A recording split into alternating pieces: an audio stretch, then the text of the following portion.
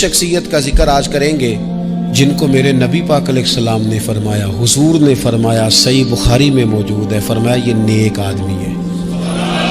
اور یار جسے رسول کریم کہیں بندہ نیک ہے، رجل صالح، حضور نے فرمایا نیک آدمی ہے، جو بالغ نہیں ہوئے تھے اور اس سے پہلے ہی کلمہ پڑھ لیا تھا، جو حج کے مسائل سب سے زیادہ جانتے تھے، جنہوں نے 60 سال مکے اور مدینے میں فتویٰ دیا، صحابہ ان سے فتویٰ لینے آتے تھے، جو بدر کی جنگ میں بھی گئے، احد میں بھی گئے، پر محبوب نے فرمایا عمر تھوڑی ہے، ابھی واپس جائیے۔ خندق میں شریک ہوئے اور اس کے بعد ہر جنگ میں شریک ہوئے۔ مستدرک میں موجود ہے، حضرت جابر ابن عبداللہ فرمایا کرتے تھے زمانہ بدلا تو کچھ لوگوں میں بھی تبدیلیاں آئیں، میں نے بڑی دنیا بدلتی دیکھی، پر جن لوگوں کو نہیں بدلتے دیکھا نا، ان میں یہ شخصیت ہے جو ہمیشہ ہر دور میں ہر عمر میں نبی پاک کے طریقوں پر پوری طرح کاربند رہے، اوڑھنا بچھونا اٹھنا بیٹھنا چلنا ہر وقت حضور کی محبت میں غرق ہو کے کیا۔ کون ہے بلا؟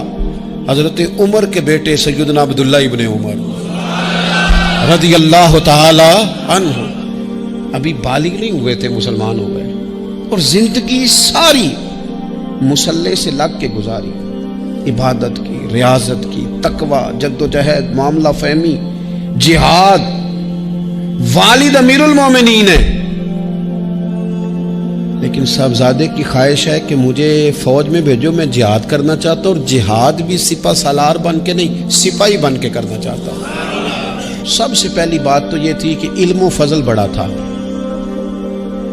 صحابہ ان سے فتویٰ لیتے تھے، مسائل حج سب سے زیادہ حضرت عبداللہ ابن عمر جانتے تھے، اور فتویٰ دینے میں اتنے محتاط تھے، حدیث بیان کرنے میں اتنے محتاط تھے کہ بڑا سوچ سمجھ کے غور کر کے صحابہ فرمایا کرتے تھے یہ واحد بندہ ہے کہ جو 1 منٹ سے پہلے کہہ دیتا ہے۔ سب سے زیادہ مسائل آتے ہیں لیکن 1 منٹ سے پہلے کہہ دیتے تھے اس مسئلے کا مجھے نہیں پتا، تحقیق کروں گا، اگر پتہ چل گیا تو بتا دوں گا، فوراً کہہ دیتے تھے۔ ایک دفعہ ایک صاحب نے مسئلہ پوچھا تو چپ کر گئے، سوچنے لگ گئے۔ ہمارے ہاں نا لوگوں کو حاضر جواب کہلانے کا شوق ہے، یہ شوق بڑا خطرناک ہوتا ہے۔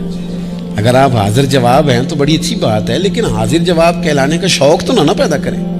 اگر آپ کو پتہ ہے، صحیح بخاری میں حدیث ہے، نبی پاک علیہ السلام نے ایک دن پوچھا تھا صحابہ سے کہ وہ درخت کون سا ہے جس کی مثال مومن کی طرح ہے؟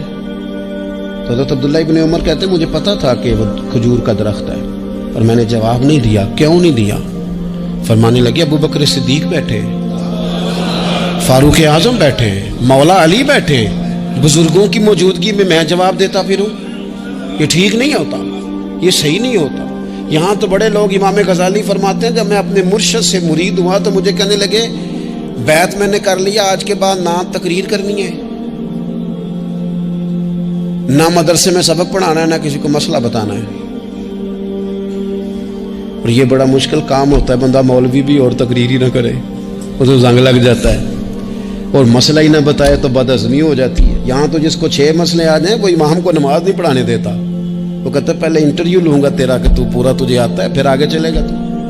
اتنے بڑے عالم کو شیخ نے منع کر دیا، تو کہتے ہیں شیخ کے پاس ایک شخص مسئلہ پوچھنے آیا تو میرے مرشد فرمانے لگے مجھے یہ مسئلہ نہیں آتا۔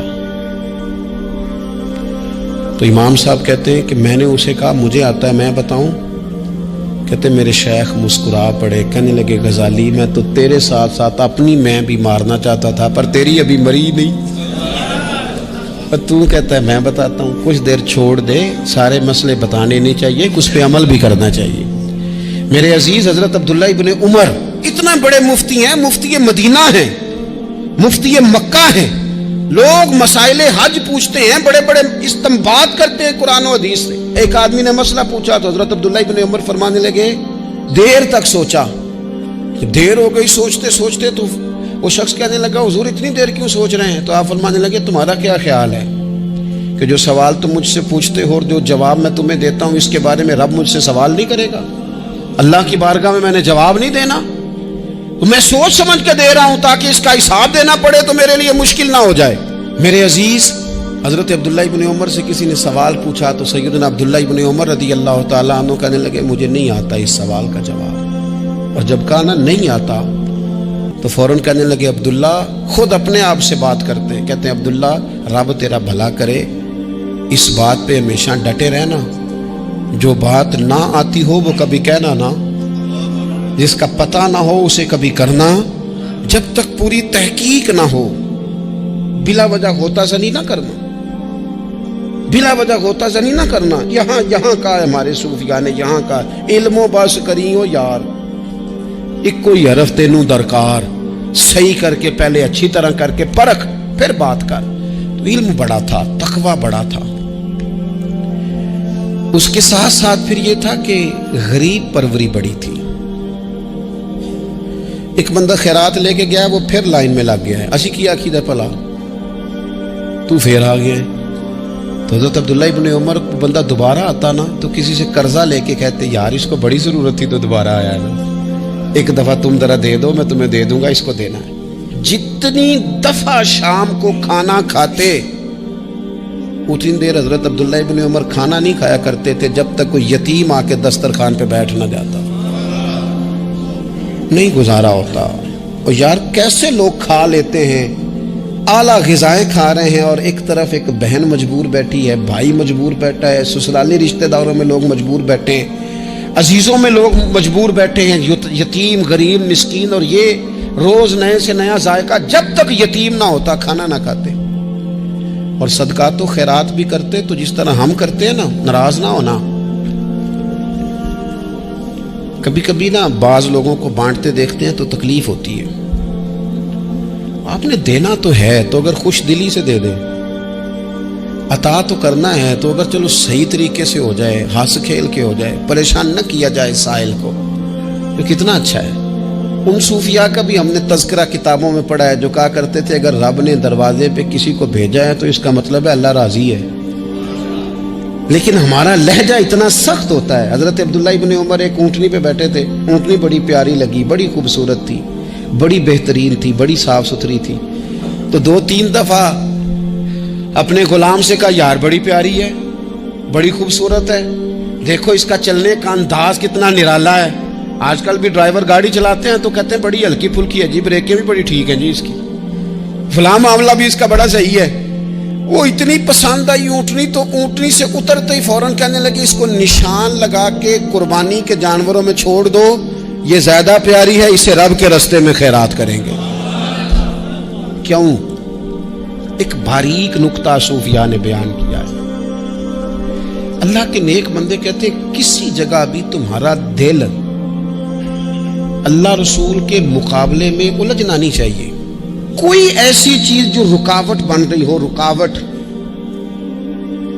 وہ کیا کہتے ہیں کچرا آ گیا ہے، اس کچرے کو لوگ ٹھیک نہیں کرتے، کہتے نکال دو تاکہ معاملہ صحیح رہے۔ ایک چھوٹا سا باریک سا ہلکا سا دھاگے کی طرح کا ایک ٹکڑا اگر کسی وقت گوشت کا آپ کے دانت میں الجھ جائے نا، سارا ذائقہ تباہ کر دیتا ہے۔ لوگ مختلف چیزیں لے کے خلال کرتے ہیں دانتوں کا تاکہ وہ نکل جائے، کیونکہ ذرا سی بھی چیز اگر کسی جگہ رکاوٹ بن جائے نا، آپ بڑا بہترین کھانا کھا رہے تھے، زبردست غذا آپ کھا رہے تھے، ایک صرف اس میں نا ہلکا سا دانہ ایسا ہے جو سخت تھا، کچرا آ گیا، روڑا آ گیا، تو وہ سارے کھانے کا ذائقہ تباہ کر دیتا ہے۔ بعض لوگ ایسے ہوتے ہیں کہ ایک بال نکل آئے نا کبھی کھانے میں سے تو کھانا چھوڑ دیتے ہیں، کہتے ہیں یار یہ سارا ذائقہ خراب ہو گیا۔ ہمارے ساتھ یہ ہوا ہے، یہ تو ہے نا دنیاوی معاملات، اسی طرح کا مسئلہ روحانی زندگی میں ہوتا ہے۔ کئی دفعہ نا ہم ماننے کو تیار نہیں ہوتے، لیکن ہمارے اوپر دولت کی محبت پوری طرح سوار ہوتی ہے، وہ سجدے میں ذوق آنے نہیں دیتی۔ شہرت کی محبت پوری طرح سوار ہوتی ہے، وہ درود و سلام کا، ذکر کا، عبادت کا ذائقہ لگنے نہیں دیتی۔ وہ جو کہا تھا نا والذین آمنوا اشد حبا للہ، ایمان والے سب سے بڑھ کر اللہ سے پیار کرتے ہیں، سب سے بڑھ کر رسول اللہ صلی اللہ علیہ وسلم سے محبت کرتے ہیں۔ کیوں کہا گیا تھا؟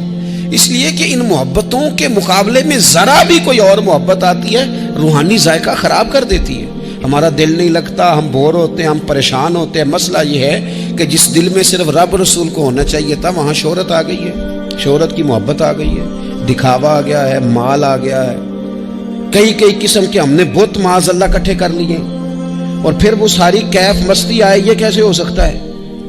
حضرت عبداللہ ابن عمر رضی اللہ تعالیٰ عنہ کے پاس ایک گدھا تھا. ہم پنجابی میں تو کہا کرتے تھے کہ بڑا ساؤ جانور ہے، بڑا دھیما ہے، بڑا اچھا ہے، سواری بھی کرتے تھے اس پہ، اس پر بوجھ بھی رکھتے تھے، اور بھی کئی کام، جانوروں کا چارہ بھی اس پہ رکھ کے لایا جاتا تھا.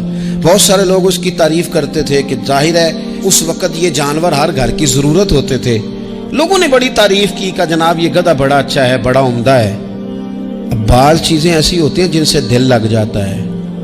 کچھ نوجوانوں نے گھروں میں بلی رکھی ہوتی ہے، گھوڑا رکھا ہوتا ہے، جانور رکھے ہوتے ہیں، ان کی پوری توجہ انہماک. ہم دیکھتے تھے دیہاتوں میں کہ بزرگ اگر کہیں چلے جاتے تھے سفر پہ تو وہاں سے بھی پیغام بھیجتے تھے کہ گائے کو چارہ ڈالا کہ نہیں، بھینس کو نکالا کہ نہیں، تم نے باڑے سے دھوپ چھاؤں کا خیال کیا کہ نہیں. وہ چیز ذہن میں آ جاتی تھی. حضرت عبداللہ ابن عمر رضی اللہ تعالیٰ عنہ وہ گدھا کیونکہ بڑا پیارا تھا، بڑا اچھا جانور تھا اور بڑے کام کرتا تھا، بہت سارے معاملات گھر کے اور کھیتی باڑی کے اس کے ذمے تھے. تو گھر والے بھی کہتے کہ اس جانور کی وجہ سے بڑی خیر ہے، بڑے کام ہو جاتے ہیں. آپ کا بھی خیال تھا. حضرت عبداللہ ابن عمر ایک دن گھوڑے سے نیچے اترے یا اس گدھے سے نیچے اترے تو خادم کو بلا کے کہنے لگے اسے لے جاؤ اور بیچ کے پیسے اللہ کے راستے میں خیرات کر دو. اب وہ خادم کا بھی اس سے دل لگ گیا تھا، جانور گھر میں ہوتا ہے دلچسپی ہو جاتی. کہنے لگا حضور وہ سارا محلہ تو اس کی تعریف کرتا ہے، سارے خاندان والے تو اس جانور سے دلچسپی رکھتے ہیں اور آپ بیچ رہے ہیں. آپ فرمانے لگے جس طرح سب کا دل اس کی طرف ہے نا کہ اچھا جانور ہے، میرا بھی ہو گیا ہے، لیکن میں اپنے دل کو سوائے رب رسول کے کسی اور طرف ہوتا دیکھ نہیں سکتا. اعظم بلا سے اپنی وہ ہستی ہی کیوں نہ ہو، اعظم بلا سے اپنی وہ ہستی ہی کیوں نہ ہو.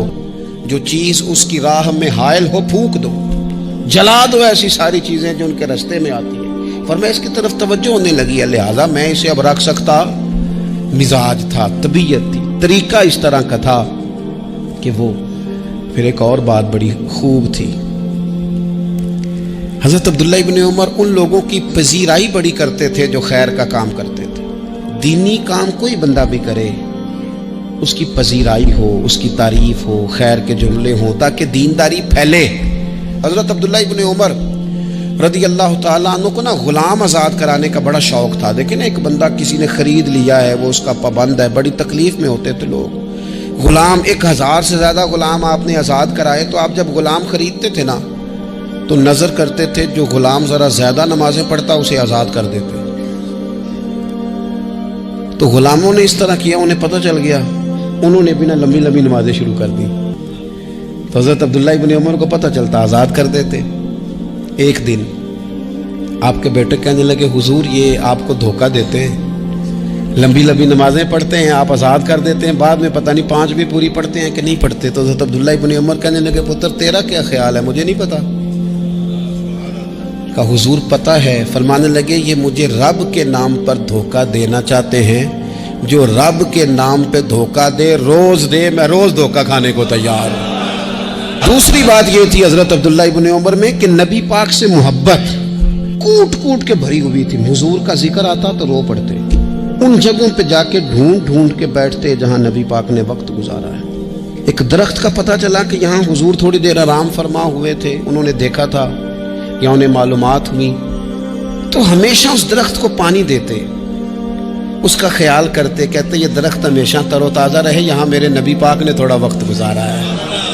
وہ مکہ مکرمہ میں بھی جاتے تو وہ جگہ ڈھونڈ ڈھونڈ کے جہاں حضور نے نماز پڑھی تھی نماز پڑھتے. مسجد نبوی میں آتے تو جس ممبر پر حضور بیٹھ کے خطبہ دیتے تو اس پہ ہاتھ پھیر کے چہرے پہ ملتے.